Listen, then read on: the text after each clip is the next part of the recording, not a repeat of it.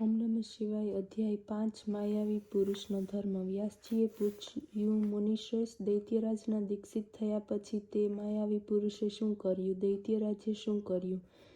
સનતકુમાર કહેવા લાગ્યા કે જ્યારે રાજા દીક્ષિત થયો ત્યારે નારદ વગેરેને આગળ કરીને તેના શિષ્યો મુનિરાજના ચરણ કમળનું ધ્યાન કરવા લાગ્યા. ત્યારે અરિહને દૈત્યરાજને કહ્યું, હે દૈત્યરાજ, અમારા જ્ઞાનયુક્ત વચનો સાંભળો. મારું જ્ઞાન વેદાંતનો સાર છે. એ અનાદિ કાળથી ચાલ્યું આવે છે. એમાં કર્તા કર્મ નથી. એ પોતે જ પ્રગટ થઈને પોતે જ લીન થાય છે. આત્માથી લઈને સ્તંભ સુધીના જેટલા દેહના બંધનો છે તે બધામાં આત્મા એક ઈશ્વર છે અને તેમાં અન્ય કોઈ શક્તિશાળી નથી. બ્રહ્મા, વિષ્ણુ અને મહેશ બધા જ અરિહંત કહેવાય છે. પ્રલય આવતા બધા જ લીન થાય છે. આહાર, મૈથુન, નિદ્રા સર્વત્ર સમાન છે. સર્વ દેહધારી નિરાહાર પરિણામને પામી સમાન તૃપ્તિને પ્રાપ્ત કરે છે. એમાં કાંઈ પણ ન્યાયાધિક નથી. સર્વ દેહધારીઓ સમાન છે. આ રીતનો વિચાર કરી કદી કોઈની હિંસા કરવી નહીં. જીવો પર દયા કરવા જેવો પૃથ્વી પર કોઈ ધર્મ નથી. એક જીવની રક્ષા ત્રણ લોકની રક્ષા થાય છે. એકને મારવાથી હિંસાનો દોષ લાગે છે. માટે પ્રાણી માત્રની રક્ષા કરવી. અહિંસા એ જ પરમ ધર્મ છે. આત્માને પીડા આપવી એ પાપ છે. પારકાને આધીન ન થવું એ જ મુક્તિ છે. ઈચ્છિત ભોજનની પ્રાપ્તિ તે સ્વર્ગ છે. અરાચરને ત્રણેય લોકમાં હિંસા સમાન પાપ નથી. દાનમાં અભય દાન તે મોટું છે. ભય પામેલાને અભય, રોગીને ઔષધિ, વિદ્યાર્થીને વિદ્યા તથા ભૂખ્યાને અન્ન આપવું જોઈએ. મણિમંત્ર ઔષધિના પ્રભાવનો વિચાર કર્યા વગર નામ તથા અર્થની પ્રાપ્તિ પ્રયત્નથી અભ્યાસ કરવો. 5 કર્મેન્દ્રિયો, 5 જ્ઞાનેન્દ્રિયો, મન તથા બુદ્ધિ આ 12 સ્થાનોમાં ધનવાળા હો છતાં હંમેશા પૂજન કરવું. સુખ એ સ્વર્ગ, દુઃખ એ નર્ક. સુખ ભોગવતા દેહનો પાત થાય છે તે જ મોક્ષ. કારણ કે ત્યારે સર્વ વાસનામાંથી મુક્તિ થાય છે. વૃક્ષ છેદન કરી, પશુઓને મારી, રુધિરનો કાદવ કરી, અગ્નિમાં તલ, ઘી હોમીને હવન કરવાથી સ્વર્ગની અભિલાષા રાખવી તે વિચિત્ર છે. પ્રત્યક્ષ અર્થમાં જ વિશ્વાસ રાખવો. એક જ માત્ર દેહ સુખનો સાધક છે. જ્યાં સુધી આ શરીર સ્વસ્થ છે, જ્યાં ઇન્દ્રિયો નિર્બળ છે, ત્યાં સુધી સુખનું સાધન કરવું. વૃદ્ધાશ્રમમાં સુખની પ્રાપ્તિ કેવી રીતે કરી શકાય? આ દેહ શીઘ્ર નાશ થનારો છે અને સંસન પણ ક્ષય થનારો છે. તેથી જ્ઞાતિએ સુખનું સાધન કરવું.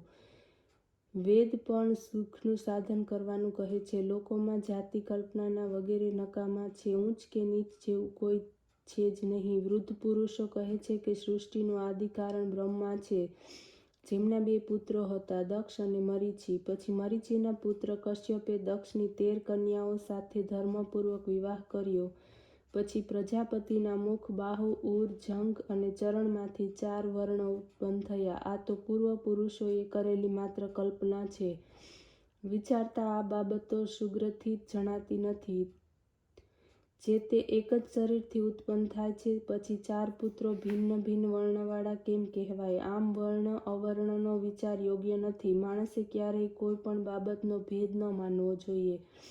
સનતકુમારે કહ્યું, આ પ્રમાણે તે પતિએ પુરાવાસ રાજાને ભાષણ સંભળાવીને વેદ માર્ગને નષ્ટ કરી દીધો અને પતિવ્રતાઓમાં વ્રતનો તથા પુરુષોમાં જીતેન્દ્રિય વ્રતનો ભંગ કરી દીધો. પછી ધર્મ, યજ્ઞ, તીર્થ અને શ્રદ્ધાદિ દેવતાઓના ધર્મશાસ્ત્રો ખંડન કરતા વિશેષ કરીને શિવ પૂજાનું પણ ખંડન કર્યું. તે જ રીતે વિષ્ણુ, સૂર્ય, ગણેશ વગેરેની પૂજાનો પણ નિષેધ કર્યો. તેણે પોતાના ત્યાંના સર્વ વેદ ધર્મને દૂર કર્યા. ત્યાંની બધી જ સ્ત્રીઓ મોહિત થઈ જાતિ ધર્મનો આશ્રય કરવા લાગી. અંતપુરની સ્ત્રીઓ, રાજકુમારો, પુરવાસી અને પુરની બધી જ સ્ત્રીઓ મોહ પામી. ત્રિપુરવાસી બધા જ પોતાના ધર્મથી પરાંડમુખ થયા અને અધર્મ ફેલાયો. પછી તો ભગવાન વિષ્ણુની માયાથી અલક્ષ્મીને ત્રિપુરોના ઘરમાં પોતાના ઘરમાં વાસ બનાવ્યો. લક્ષ્મી તેનો ત્યાગ કરીને ચાલી ગઈ. વિષ્ણુ દ્વારા નિર્મિત આ બુદ્ધિને જોઈને નારદજી કૃતાર્થ થયા. દૈત્યરાજની બુદ્ધિ કુંઠિત થઈ ગઈ. શિવજીની ઈચ્છાથી મય રાક્ષસ પોતાના ભાઈઓ સહિત સામર્થ્ય વગરનો થઈ ગયો. અધ્યાય 6 ત્રિપુર વધ કથા. વ્યાસજીએ સનતકુમારને પૂછ્યું, જ્યારે દૈત્યરાજ મોહિત થયા ત્યારે શું થયું? હવે આપ તે સર્વ ચરિત્ર મને સંભળાવો. સનતકુમાર કહેવા લાગ્યા, જ્યારે આ પ્રમાણે કહેવાથી દૈત્યરાજે શિવાર્ચનનો ત્યાગ કર્યો અને સમગ્ર સ્ત્રી ધર્મ નાશ પામી લોકો દુરાચારી થઈ ગયા, ત્યારે ભગવાન વિષ્ણુએ કૈલાસ ઉપર જઈને પરમાત્મા મહેશ્વરને નમસ્કાર કર્યા અને તેમની સ્તુતિ કરી. ત્યાં સુધીમાં બ્રહ્મા અને દેવરાજ ઇન્દ્ર પણ દેવતાઓની સાથે લઈને ત્યાં પહોંચ્યો. તે બધાએ આદિપુરુષ શિવજીની આરાધના કરી. ત્યારે તેના જપથી પ્રસન્ન થયેલા ભગવાન શંકર વૃષભ ઉપર આરૂઢ થઈને તેમની પાસે આવ્યા અને નંદીએ પોતાના હાથથી સ્પર્શ કરતા દેવતાઓને કહેવા લાગ્યા, હું દેવતાઓનો અધર્મ જાણી ગયો છું. એનાથી હવે ત્રિપુરોનો વિનાશ કરી દઈશ. પરંતુ હમણાં તે મારા મનથી દ્રઢ ભક્ત છે. તેમણે માયાથી મોહિત થઈને ઉત્તમ ધર્મનો ત્યાગ કર્યો છે. જેમણે ધર્મનો સંપૂર્ણપણે ત્યાગ કર્યો છે તેવાઓનો હું વધ કરીશ. અન્યોનો વધ વિષ્ણુ કંઈક ઉદાસ થયા. બ્રહ્માએ આ પ્રમાણે જોઈને સદાશિવને હાથ જોડીને કહ્યું, હે ભગવાન, આપ જેવા શ્રેષ્ઠ યોગીને તે કોઈ પાપ સ્પર્શ કરી શકે નહીં. પછી આપ બધાનો જ વધ કરો ને. ત્રિપુરોએ હવે સર્વથા આપની પૂજાનો ત્યાગ કર્યો છે. અમે અને વિષ્ણુએ વગેરે બધા જ દેવતાઓ આપની જ પ્રજા છીએ. તેથી આપ અમારું રક્ષણ કરો. હે સર્વેશ્વર, આ સમગ્ર જગત આપનો જ પરિવાર છે. હરિ આપના યુવરાજ છે. હું આપનો પુરોહિત છું તથા ઇન્દ્ર આપની આજ્ઞાનું પાલન કરનારો રાજગાદનો ચલાવનારો છે. અન્ય દેવતાઓ પણ આપને વશ જ વર્તે છે. સનતકુમારે કહ્યું. ત્યારે બ્રહ્માજીના આ વચનો સાંભળીને સુરપતિ શિવજી પ્રસન્ન થયા. તેમણે કહ્યું, હે બ્રહ્મા, તમે મને કેવી રીતે સમ્રાટ કહો છો? મારી પાસે આને યોગ્ય કોઈ પણ પ્રકાર નથી. મારી પાસે કોઈ દિવ્ય રથ નથી એવો કોઈ સારથી જેને હું લઈને સંગ્રામ માટે જાઉં. વળી મારી પાસે કોઈ એવું ધનુષ્ય નથી. પછી દેવતાઓનું રક્ષણ હું કેવી રીતે કરીશ? આ સાંભળીને બ્રહ્માદિક દેવતાઓને ઘણી પ્રસન્નતા થઈ. તેમણે મહેશ્વરને પ્રણામ કર્યા અને કહ્યું, આપ યુદ્ધને માટે તૈયાર તો થાઓ. અમે બધા જ આપના રથ વગેરે સ્વરૂપ થઈ જઈશું. આ પ્રમાણે કહીને તે બધા લોકો હાથ જોડતા શિવની સમક્ષ ઊભા રહ્યા. અધ્યાય 7 દેવતાઓનું શિવ સ્તવન. સનતકુમાર બોલ્યા, જ્યારે શરણાગત વત્સલ ભગવાને દેવતાઓની વાત સ્વીકારી લીધી ત્યારે તે જ સમયે પાર્વતી દેવી પોતાના પુત્રને લઈને ત્યાં આવી પહોંચ્યા, જ્યાં દેવતાઓ સહિત શિવજી શોભાયમાન હતા. પાર્વતીને આવતા જોઈ વિષ્ણુ વગેરે દેવતાઓ નમ્ર થઈને તેમને પ્રણામ કરવા લાગ્યા. પરમ આશ્ચર્યને પામ્યા બધા જ તે સુલક્ષણ કઈનો શબ્દોચ્ચાર કર્યો. પુનઃ મૌન ધારણ કર્યું. ત્યારે અદ્ભુત કુતૂહલવાળા દેવીએ પોતાના સ્વામીને સંબોધીને કહ્યું, હે પુત્રવાળાઓમાં શ્રેષ્ઠ, આ સૂર્ય સમાન પ્રકાશમાન ષટમુખ પુત્રને રમતો તો જુઓ. અનેક ભૂષણોથી શોભિત છે. શિવજી તેમના તરફ જોતા રહ્યા. પ્રસન્ન થઈને તેમના મુખનું ચુંબન કર્યું. પછી સર્વને સાથે લઈને પોતાના સ્થાન પ્રત્યે ચાલ્યા. બુદ્ધિ સંપન્ન દેવતાઓ પણ સાથે જઈને દ્વાર પર જ ઊભા રહ્યા. શિવજીના ચાલ્યા જવાથી તેમની ચિંતાનો અંત આવ્યો. તેઓ પોતાની હતભાગી માની દૈત્યોના ભાગ્યની પ્રશંસા કરવા લાગ્યા. એટલામાં કુંભોદર નામના શિવજીના ગણે આવીને દેવતાઓ ઉપર પોતાની લાકડીનો પ્રહાર કર્યો. દેવતાઓ હાહાકાર કરતા ત્યાંથી ભાગ્યા. કોઈ મુનિ પડી ગયા તો કોઈ ખસી ગયા. ઇન્દ્રની વ્યાકુળતા વધી ગઈ. તેઓ જંઘા ટકાવીને પૃથ્વી ઉપર પડી ગયા. પછી બધા એકત્ર થઈને વિષ્ણુની પાસે પહોંચી ગયા. ભય હારી હરિને સર્વ વૃત્તાંત કહ્યો. ત્યારે દેવતાઓએ વિષ્ણુને ઘણું આશ્વાસન આપ્યું અને કહ્યું, બધું ઠીક થશે. શિવ સર્વ ગણોના ગણાધ્યક્ષ છે, પરમેશ્વર છે. તેઓ એકદમ કેવી રીતે વશ થશે? જો તમે ઓમ નમઃ શિવાય કુરુમ કુરુમ આ મંત્રનો 1 કરોડ જપ કરો તો શિવ તમારું કલ્યાણ કરશે. જ્યારે વિષ્ણુએ આ પ્રમાણે કહ્યું ત્યારે દેવતાઓ શિવની આરાધના કરવા લાગ્યા. વિષ્ણુએ પોતે પણ દેવતાના હિત માટે ઉક્ત શિવના મંત્રનો જાપ કરવા લાગ્યા. જ્યારે વિધિપૂર્વક બધાએ 1 કરોડ મંત્રનો જપ કર્યો ત્યારે સાક્ષાત શંકરે ફરીથી દર્શન આપ્યું અને કહ્યું, હું પ્રસન્ન છું.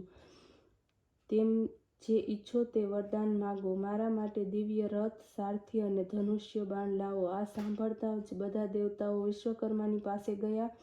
વિષ્ણુની આજ્ઞાથી વિશ્વકર્માએ સંહાર કરવાને માટે શિવ માટે પરમ સુંદર દેવમય રથાદિકનું નિર્માણ કર્યું.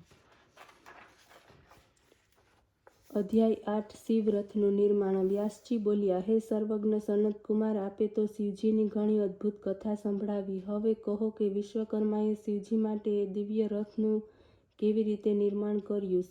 સૂતજી કહેવા લાગ્યા કે જ્યારે મુનીશ્વર વ્યાસે આવું કહ્યું ત્યારે તેમના વચનોને સાંભળીને શિવના ચરણકમળનું સ્મરણ કરીને સનતકુમાર કહેવા લાગ્યા, હે વ્યાસજી, વિશ્વકર્માએ રુદ્રને માટે વિશાળ દિવ્ય રથ તૈયાર કર્યો.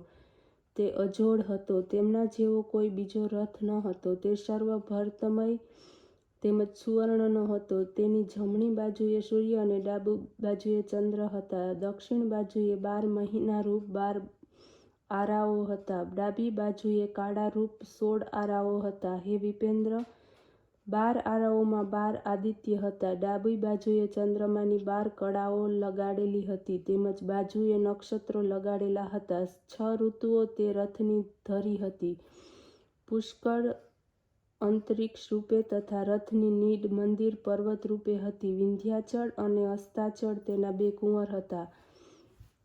મેરુ તેના અધિષ્ઠાન રૂપે હતો. કેશરૂપ અન્ય પર્વતો હતા. સંવત્સર વેગ હતો. ઉત્તરાયણ તથા દક્ષિણાયન સંગમ રૂપે અવસ્થિત હતા. મુહૂર્ત રથના બંધુ રૂપે તથા 2 ખીલીઓ કાળ રૂપે અવસ્થિત હતા. કળાઓનો 30મો ભાગ કાષ્ટરૂપે તથા લય વચમાના કાષ્ટરૂપે હતો. આ રથના લોહના પડદા રૂપે સ્વર્ગલોક હતો. સ્વર્ગ તથા મોક્ષ તેની ધજાઓ હતી. તે તેના 2 છેડાઓ બ્રહ્મ તથા કામદુધા રૂપે હતા. સર્વ લક્ષણ વરો બળદને સ્થાને હતા. તેથી ઘંટા રૂપે મંત્ર થયા. વર્ણાશ્રમ ચરણ થયા. સહસ્ત્રા ફણાવાળા અનંત સર્પ નેત્રા હતા. દિશા તથા ઉપદિશાઓ પાર્ષદ હતા. સર્વ અલંકારથી ધારણ કરાયેલ ગંગાદી શ્રેષ્ઠ નદીઓ સ્ત્રી રૂપને ધારણ કરીને ચામર ઢોળતી હતી. લોકાલોક રથના સોપાન હતા. સર્વ વર્ચાસલ પાશ હતા. ભગવાન બ્રહ્મા સારથી હતા. દેવો રશ્મિ ધારણ કરનારા હતા. ઓમકાર પરોણો હતા. અકાર મહાસત્ર હતો. 15 પાર્ષદનાથને દંડ ધારણ કરનાર થયો. શૈલરાજ મેરુ ધનુષ્ય રૂપે. સર્પ રાજશેષ તેના દોરડા રૂપે. વેદરૂપા સરસ્વતી ધનુષ્ટ ટંકાર હતી. તેજસ્વી વિષ્ણુ બાણ થયા. 4 વેદો 4 ઘોડા રૂપે થયા. સર્વ જ્યોતિષો ભૂષણ રૂપ. વાયુઓ વાજિંત્રો બન્યા. ઋષિઓ બજાણિયાઓ થયા. મુનિ શું કહું, બ્રહ્માંડમાં જે કંઈ વસ્તુ છે તે સર્વથા આ રથમાં હતી.